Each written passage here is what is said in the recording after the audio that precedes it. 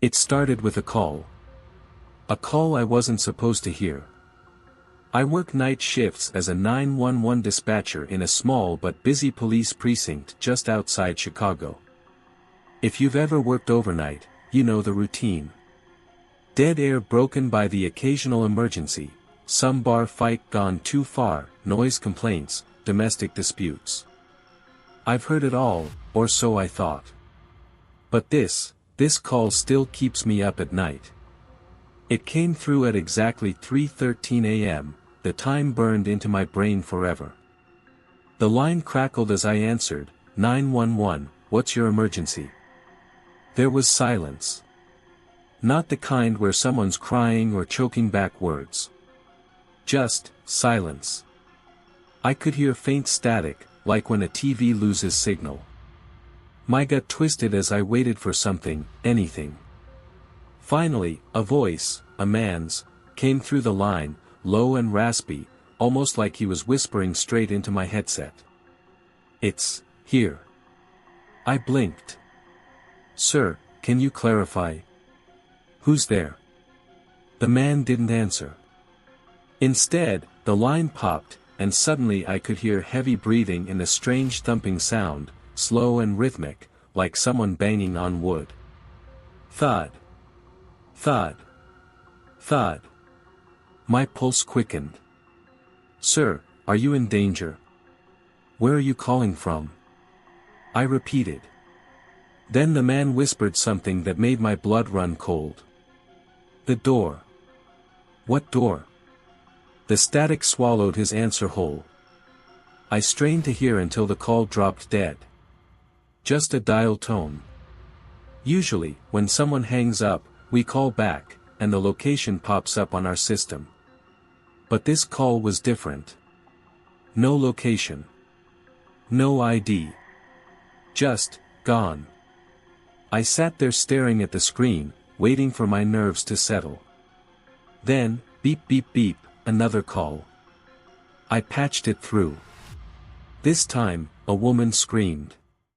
Help me. It's in my house, it's in the walls, oh God, please send someone. Her voice cut in and out as if she were moving away from the phone. Ma'am. Calm down, what's in the house? Can you get out?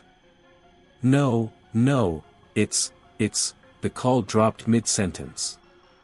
That wasn't supposed to happen. I tried calling back, no answer. Still no location. What the hell is going on tonight? I muttered to myself. By now, the room felt suffocating. The usual hum of fluorescent lights and the quiet chatter of officers from the bullpen was gone. I turned to my partner, Mike, sitting 2 desks away. His headset hung around his neck as he stared at his monitor, pale as a ghost. Mike? I called out. No response. I got up and tapped his shoulder. He flinched so hard he nearly knocked his chair over. Dude, you good? Mike turned to me, and I swear to God, it looked like he hadn't blinked in an hour. His eyes were bloodshot, wide, unseeing. They stopped answering, he mumbled. What are you talking about? Mike just stared at his monitor and whispered again. The station stopped answering. That's when the phones went wild. Every line lit up at once. My monitor turned into a Christmas tree of incoming calls. I'd never seen anything like it. Every dispatcher in the room scrambled, connecting calls, but the voices coming through were all the same, panicked screams and that sound. The same thud, thud, thud I'd heard before. A sound like someone pounding on walls, over and over. Who's there? One officer yelled into his headset. I answered another call. The man's voice was distorted, like he was talking underwater. It's at my door. It's knocking, it's inside now. Then a click. Every single call dropped. At the exact same moment. The room fell silent except for the hum of the monitors. What the hell is going on? I whispered to no one in particular. Then the lights flickered. Mike stood up abruptly. "We need to get out. We need to get out right now." "Mike, calm down." Before I could finish, the station phone rang again. This time, it was the emergency line direct from our own building. Someone inside our precinct was calling 911. Mike and I locked eyes. Neither of us moved. The phone rang again, louder this time, echoing through the quiet room. Against my better judgment, I picked it up. 911. The line crackled, and then I heard it. Thud. Thud. Thud. It was coming from the hallway. I dropped the headset like it burned me. Mike grabbed my arm and pulled me toward the door. "We're leaving." As we moved, the overhead lights popped, one by one, plunging the station into darkness.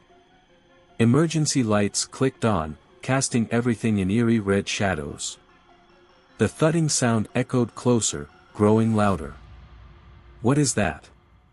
I gasped. We hit the hallway. It was empty, deserted.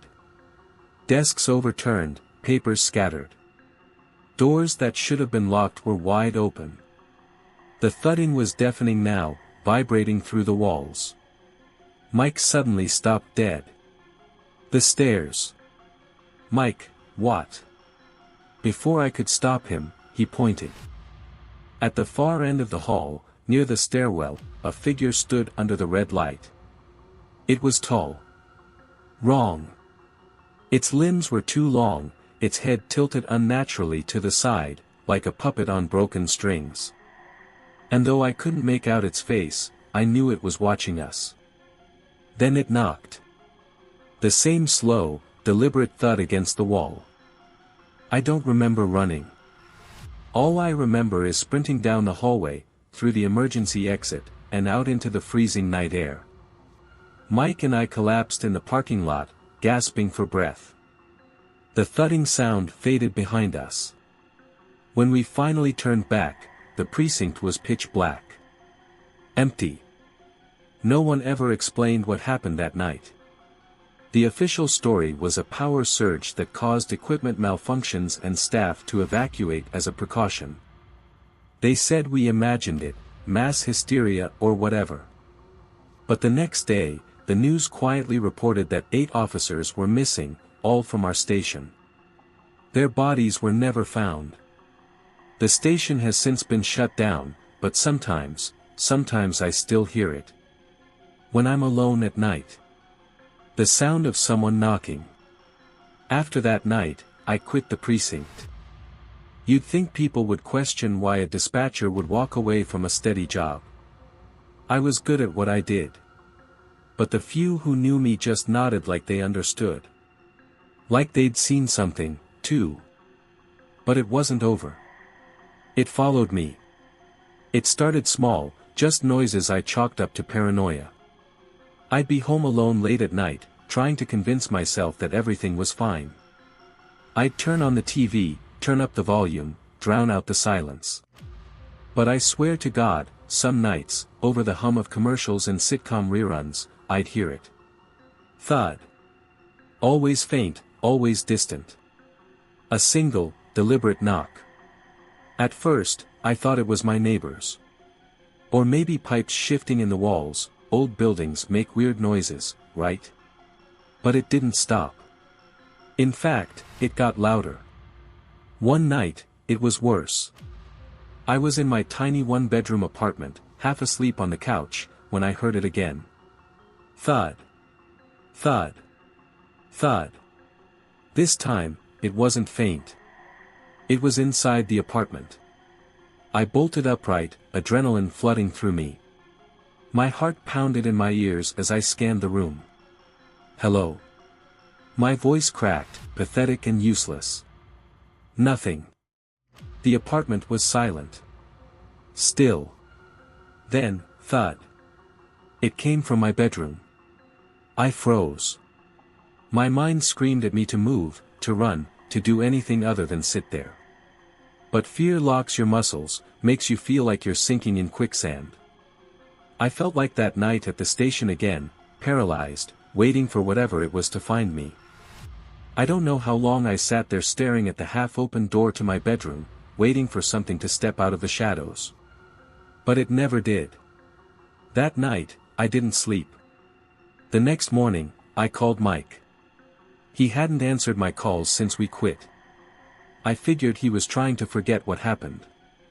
Hell, I wanted to forget, too, but I couldn't. I told myself maybe Mike could explain. Maybe he was hearing it, too. I tried his phone again. This time, he picked up. His voice was hoarse, like he hadn't spoken in days. "You're hearing it, aren't you?" he said before I could even speak. The line went silent. "Mike," I said, swallowing the fear tightening my throat, "what's happening to us?" He exhaled shakily. "They're not done with us." I gripped the phone. "Who? What's not done with us?" "The knocks," he said, his voice dropping to a whisper. "It's not random. They're looking for us. They'll find you first." I think they already found me."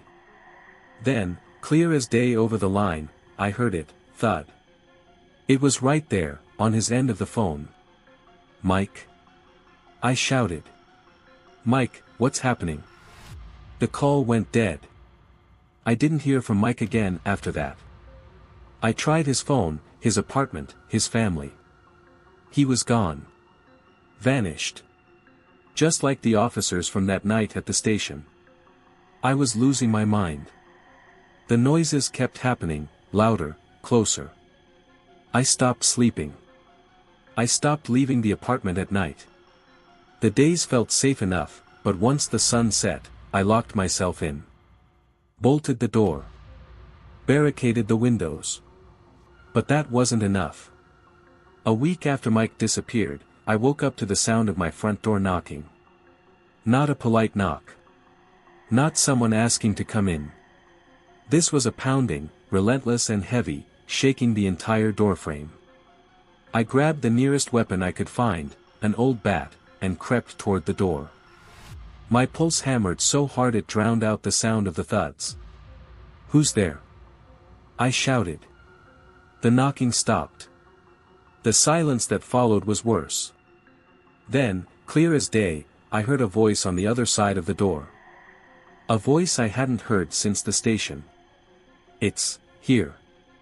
My blood turned to ice. I stumbled back, bat trembling in my hands. "No. No, you're dead." The voice didn't answer. Instead, the knocking started again, this time faster. Louder. Whatever was on the other side wanted in. I backed away as far as I could, my heels hitting the edge of the couch. And then I saw it. The door handle started to turn. I don't know what happened next. I must have blacked out because when I came to, I was lying in the middle of my living room floor, bat still gripped in my hand. The apartment was silent. The door was still locked. But something had changed. All around me, on the walls, the ceiling, the floor, were handprints. Dark, smeared handprints. Like someone, or something, had been pressing against every inch of the apartment. And scrawled in the center of my living room wall, written in some black, tar-like substance, was a single word. Found. I don't live there anymore. I packed my things that same morning, left the keys in the door, and never looked back. I don't stay in one place for long anymore, motel rooms, couch surfing, living out of my car. It doesn't matter. As long as I keep moving, I can stay ahead of it. But every so often, when I stop somewhere too long, the knocking starts again. Always faint at first. Always in the middle of the night. It's looking for me. Just like it was looking for Mike. And one day, I know it'll find me. I've spent months running. Motel to motel, town to town. Sleeping with the lights on and a weapon by my side. It didn't matter, none of it mattered. It always found me eventually. The knocking would start faint, just enough to make my hair stand on end. But every time, it got closer. And now, here I was. At the end of the road. It was a nowhere town in southern Illinois. The kind of place where people go when they don't want to be found. I checked into a decaying roadside motel under a fake name, paid cash, and holed up in room 9. The clerk, a grizzled old man, gave me a once-over like he already knew I wouldn't stay long. "You all right, kid?" he asked as he handed over the key. I nodded. "Yeah, just passing through." "Don't stay up too late," he said flatly. "Bad things happen at night." That first night, I didn't sleep. I sat against the door with the bat in my lap, staring at the window. The sound of trucks roaring down the distant highway was the only thing that kept me sane. Around 3 a.m., the noise stopped. The world outside turned dead silent, like someone had muted it. No traffic. No wind. No crickets. Nothing. Then it started. Thud. I jumped, the bat slipping from my grip. My breath hitched in my throat. The knock came from the wall to my left, the one shared with room 8. Thud. Thud. Slow. Deliberate. I grabbed the bat again, gripping it so tightly my knuckles turned white. No. Not here. Not now. I backed into the corner of the room, staring at the wall as the knocking grew louder. Closer. Then the sound shifted, above me. I looked up. The ceiling. A slow, heavy thud moved across it, like someone crawling overhead. My stomach turned, and I swore I could hear faint scratching as it moved. Then the knocking stopped. Everything went still. I held my breath, bat raised, waiting for something to happen. For something to break the silence. And then I heard it, right outside the door. A voice. Low. Whispering. Familiar. "It's here." I couldn't move. Couldn't speak. My body was locked in place, as if the fear had fused me to the floor. The door handle rattled, slowly at first, then violently. "No." I screamed. The knocking resumed. Louder now. Harder. The door shook in its frame, the cheap chain lock rattling under the weight. Thud. Thud. Thud. I backed away, the bat trembling in my hands, until my back hit the opposite wall. "Go away." The knocking stopped again. For a moment, there was nothing. No sound. No movement. I stared at the door, panting, waiting for whatever was on the other side to reveal itself. Then. The window shattered. Glass rained down as a hand shot through the curtains. Pale, too long, its fingers tipped with jagged black nails. It clawed against the frame, pulling the curtain down with it. I screamed. Without thinking, I grabbed the nightstand lamp and hurled it at the window. It shattered against the wall, but the hand kept reaching, scrabbling against the floor like it was feeling for me. "Leave me alone." I roared. I turned and bolted for the door, ripping the chain lock free and throwing it open. I didn't care what was outside, anything was better than staying in that room. The parking lot was empty. The night air hit me like a slap to the face, but I didn't stop running. I sprinted toward the front office, my bare feet scraping against gravel. "Help!" I screamed. "Somebody help me!" The lights in the office were off. The clerk was gone. I banged on the door, desperate, but no one answered. Behind me, I heard it. Thud. Thud. Thud. The sound echoed across the lot. I turned, and I saw it. A figure stood outside room 9. Too tall. Its head tilted unnaturally to the side, like it was listening for something. Its arms hung too low, its shadow stretching impossibly long under the flickering lights. It began to move toward me. Slowly. Methodically. I stumbled back, my chest heaving. No. No, no, no. It didn't run. It didn't rush. It just walked. And with each step it took, the air grew heavier, the sound of knocking thundering in my ears, as if the whole world was beating on a door I couldn't see. I turned and ran. I don't know how long I ran or how far. I just remember the sun rising, the first rays of light breaking over the horizon as I staggered onto the main road. A trucker found me there, barefoot and covered in dirt, muttering about the knocking like a lunatic. He drove me to the nearest hospital. I told them I'd been mugged. I didn't dare tell them the truth. Because who would believe it? It's been a year since that night. I don't know what it is that hunted me. I don't know where it came from or why it targeted me. But I know this, it doesn't stop. It doesn't forget. I live on the move now. No permanent home. No attachments. I sleep with a bat by my side and a knife under my pillow. I stay away from doors, from windows, from rooms with thin walls. Sometimes, I'll be driving late at night, and I'll hear it. Faint, just under the sound of the tires on the road. Thud. And I know it's still looking for me. It's always looking. So if you ever hear knocking in the middle of the night, don't open the door. Don't go looking for the source. Because whatever it is, it's already inside.